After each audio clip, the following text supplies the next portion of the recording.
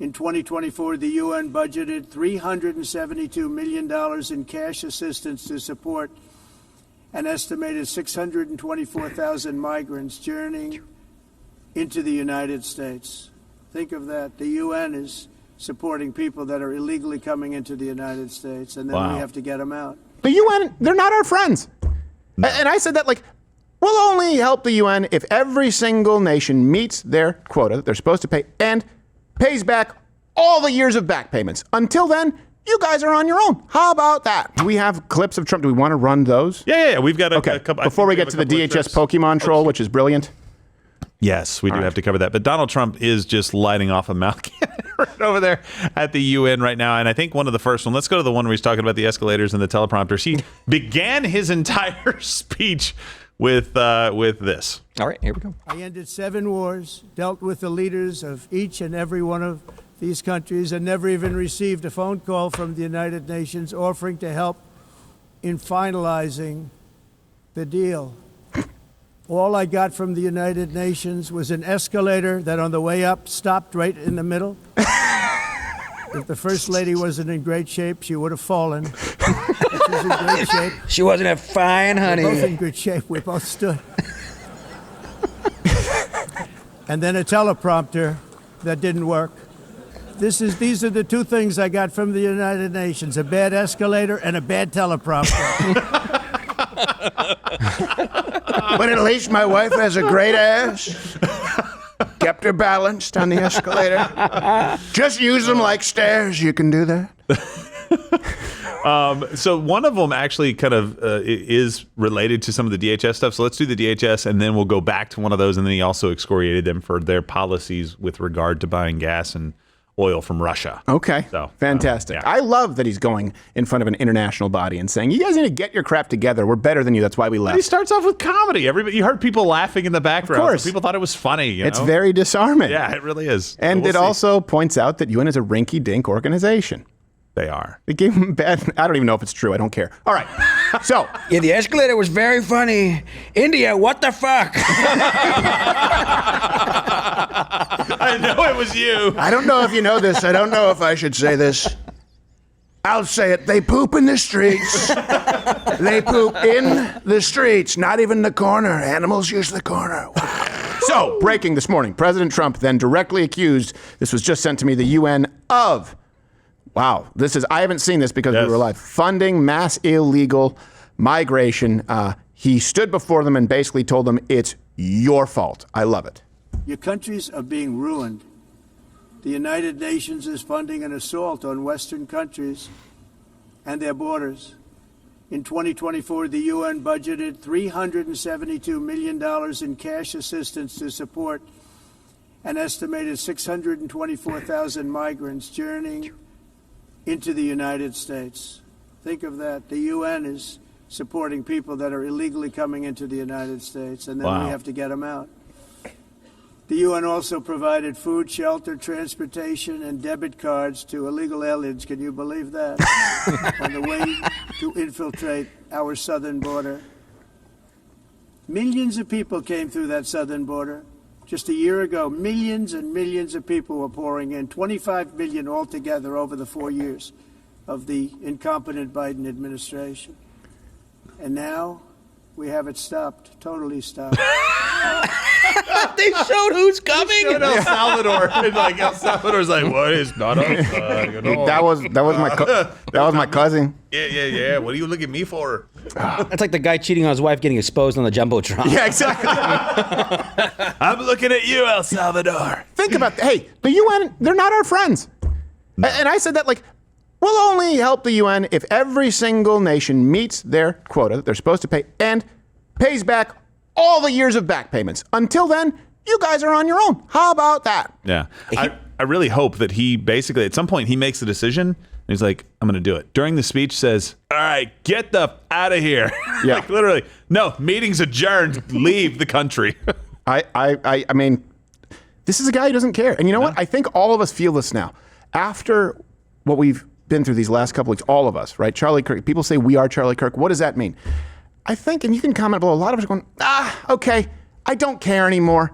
I don't care what you call me. Because at the end of the day, we know if the left can, they will take your life.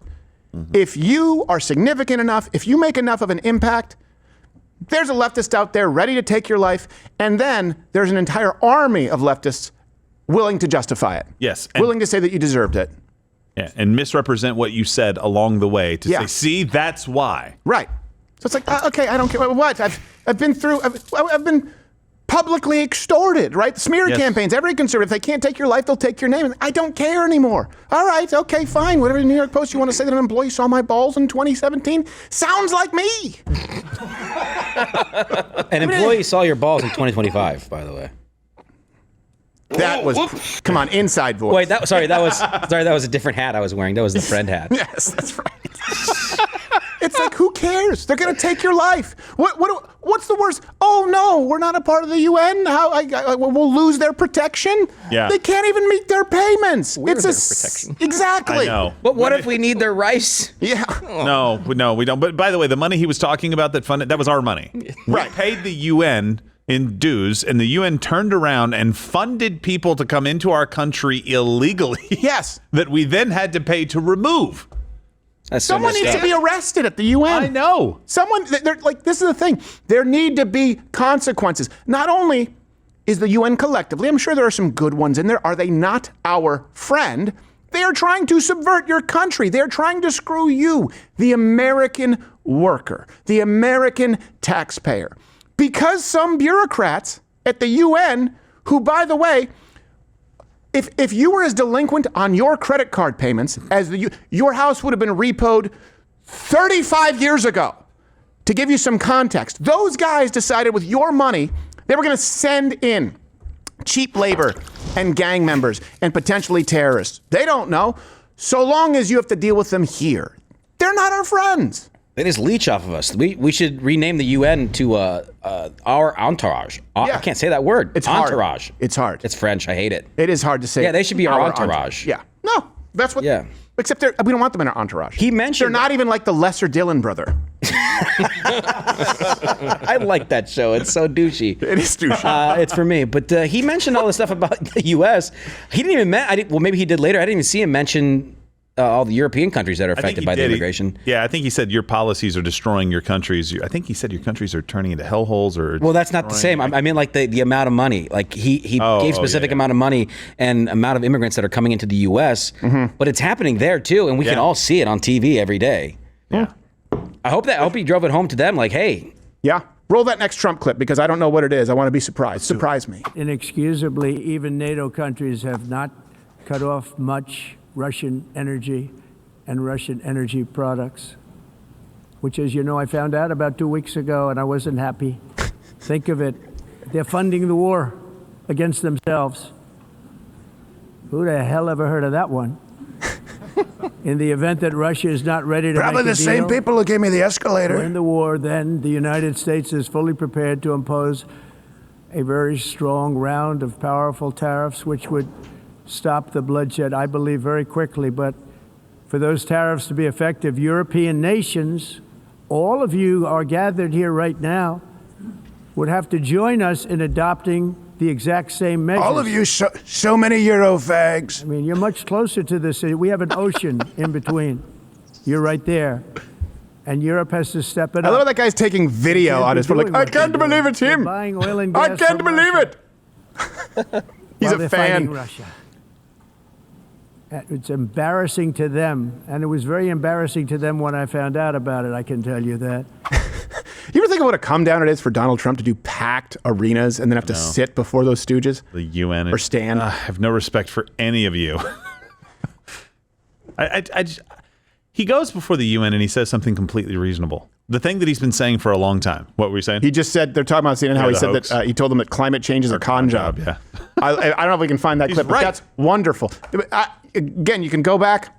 You can go back to me in 2012, 2009. Certainly I know interviews in 2014, like at-length interviews with people who talked about this. And of course, I was a science nerd. Back then, the science was settled. No. We weren't using climate change yet. It was global warming. That changed, I would say, probably around 2015 is when it started going to climate change because it turns out weather changes.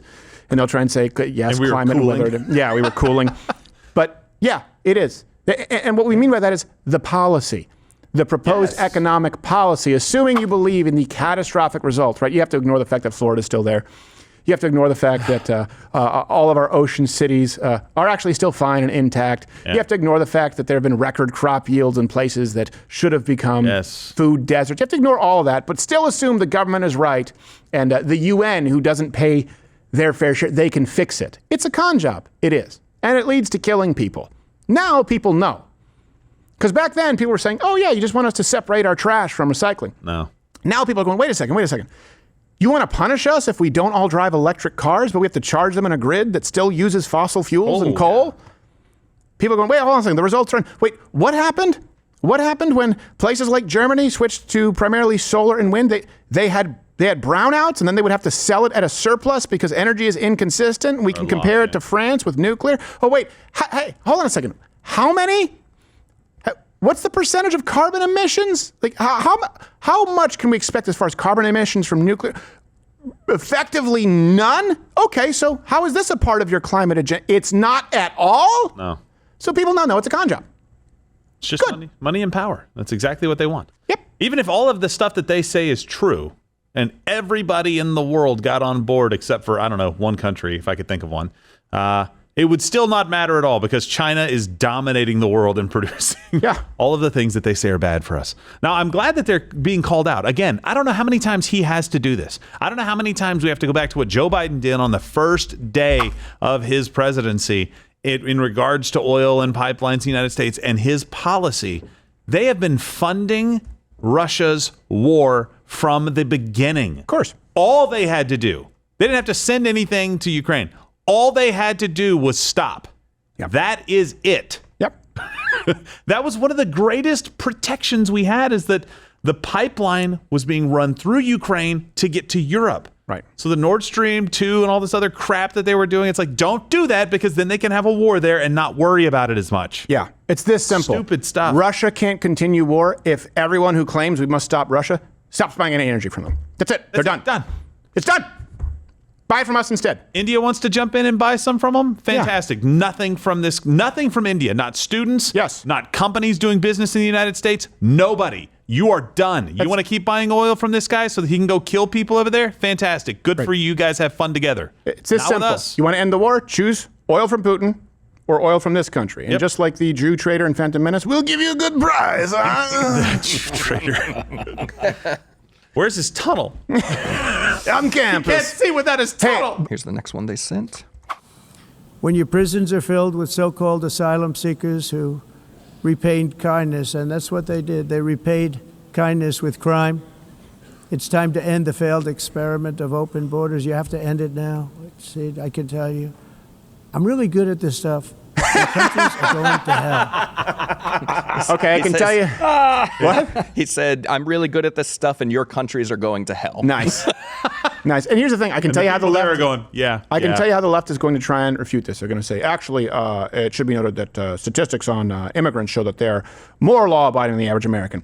By the way, they conflate legal immigrants with illegal immigrants, and you also can't trust that kind of data because illegal immigrants, turns out, are pretty tough to actually monitor and keep on the books. So they'll say that. They'll fact-check Donald Trump and say he says infiltrating at the border, when really these are people seeking a better life. And that's just one of those things where they're going to try and paint it, right, with a different brush. This is what they're going to do. I guarantee you, I'm predicting it now. Let's run the next clip, and I'll tell you how they'll try and refute. I bet you the French media is going to come out and go, what the hell are they talking about? Yes. Wait. It sounded Islamic. It sounded kind of Islamic. Yeah, because that's France now. Oh, I get it. Yeah. And now it's just some guys in a room eating hummus. Let's go. It's 2,000 years ago, not now. That was 2,000 years ago. The point remains. Let's go to the next clip. All right. Amazing thing came out of that date. It's called the United States of America. In honor of this momentous anniversary, I hope that all countries who find inspiration in our example will join us in renewing our commitment, values, and those values, really, that we hold so dear together. Let us defend free speech and free expression. Let us protect religious liberty, including for the most persecuted religion on the planet today. It's called Christianity. Good. And let us safeguard our sovereignty and cherish qualities that have made each of our nations so special, incredible, and extraordinary. I will say this I would say this is this single time that I can remember. And I'm really trying to think here that the battle lines have been drawn this clearly after the election, and what we saw happen with the brutal assassination, act of terrorism against Charlie Kirk. People are unabashedly Christian, unabashedly proud of the United States, unabashedly pro-free speech. And this is the first time where I've really seen not just those who are activists, those who are into politics, half of the country put their foot down and say, that's it. That's it.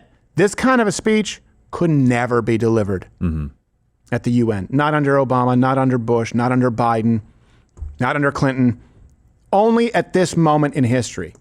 And I do think this is going to determine if this country has a revival, right? The next election is going to determine if this continues and we see the future of our country. Meaning, I don't think that this last election, sort of in continuance with the next election, I don't think it's just about 4 years or another 8 years. I really think it's about the identity of this country. And I don't want to unify with the people who want that identity to change. I don't want to unify with the people who want to do away with the First Amendment, the Second Amendment, and want us to look and act like India. There's nothing about India that I want to import here. No. Or China, to be clear. Some good people, but as far as the culture, don't want to emulate it. Don't want to emulate any of it. I think that we are at a point in this country, it is going to determine not just the next election, but the future of this country. And I will tell you that if you keep doing your part, I think the future looks bright, because I think a lot of people are grateful to hear this. That the tilt from Donald Trump's disrespectful to I get it, you can feel. Yeah. You can feel. Absolutely. I just hope it leads to some kind of action right now, because I think President Trump is doing everything that he can to try to spur the action. I'm specifically here not talking about domestic policy as much as I'm talking about internationally putting pressure on other countries. Like, I don't know what you have to think right now if you're living in the outskirts of London somewhere. Like, what is happening to my country? Right. Like I was able to boil this down in a conversation just the other day. It's not about Indian or Chinese or anything else, really. Chinese, I apologize. It's about cultural alignment. There are plenty of cultures that can come here in great numbers and assimilate into American culture because they have a lot of fundamentals that are very close to, if not the same, as the United States. A lot of those are European countries, right? But there are other countries like that as well. Catholicism is a huge driver in South America, so we could probably have more South American immigration with that Catholic kind of backbone and understanding of morals and principles and build a society pretty well, right? We wouldn't have as much problem. But when you start bringing in people from Islamic countries and people that basically have, I don't know how many gods, 300 and something million gods in India, it's completely incompatible with the United States, the morals, the guidelines, the principles. And so it just will never, ever, ever work in any numbers that are substantial. What you just touched on something. First off, I don't know if you just saw that Rubio posted yesterday sanctions on Moraes. Yeah. The judge and his shell company and his wife. They just put Bolsonaro in prison for 20-something, 30 years? It's unbelievable. People talk about Pinochet, and the left gleefully celebrates, by the way, what's happening there. So, anyways, that's an aside. But what you just mentioned, places in South America. Here's the irony. And then I'm going to give you an analogy. Like Argentina would be maybe an example, right? But the difference is we don't have mass migration from Argentina. You know why? Because it's not that shitty of a place. No, or Chile. or Brazil. Under Bolsonaro, I bet you're going to see a lot more now because you're going to see actual asylum seekers from political persecution. But you ever had a friend who they always misplace their wallet when it comes time to split the bill? A friend who never actually is there when you need help? A friend who is always a clinger, hanger-on, who's a mooch? You can never have an honest friendship with that person, right? Because effectively you're being used. All of us at some point. That's the same thing with these.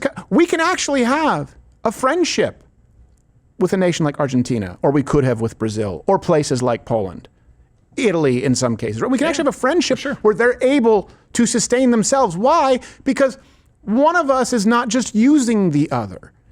And so, ironically, these nations that you're talking about with the same kind of a Christian backbone that would share our values where we'd be compatible, well, they don't need to mass migrate here for the same reason that we would be compatible. Those values lead to prosperity, lead to nations where people want to stay and grow. By its very nature, most immigration in this country coming from poorer countries, it is incompatible, and that's the reason they're leaving those countries. It's like the Californians who leave and go to Texas and then try and vote blue. Thank God most of them have seen the light and turned red, right? Well, no, you're not compatible, which is the reason you are trying to flee that country. If you want to become compatible, fight for your country there, and then it can change. Yeah. Then we can be friends. I've said this for a long time. I'm America first, and I'd rather not spend money internationally. But if we're going to be spending money internationally, it should be on this continent and the one beneath us. Yeah. Yep. Yeah. North America, Central America, I know it's part of North America, and South America. Yep. Makes more sense. Make those places great. Yeah. Make them not want to leave. Other than Canada. We'll just leave that where it is. Canada, above all nations, should be hated. Yeah, I mean, these places are great. They're so rich in resources. They're beautiful. The weather's great. Yeah. The ladies look great. A lot of them do. The guys, hey, I'm not one of them, but if I was one of those, I'd be like, hey, those guys are nice too. I understand it. I saw Chips. A lot of big booty Judys and Rudys. Yes, there are. I've never heard that, but seems like you had that at the ready. So Yeah, this is the life you live. That's a Firestein original. That is an underbelly of society where you dwell. And I appreciate it. Hey, do you like what you saw? I don't know how because it's on YouTube and we have to cut all the good parts out. So you should tune in live weekdays at 11 a.m. Eastern on Rumble, where we can still speak freely and even use words like and get and whoa. You've been here this whole time? Yeah. Snuck in.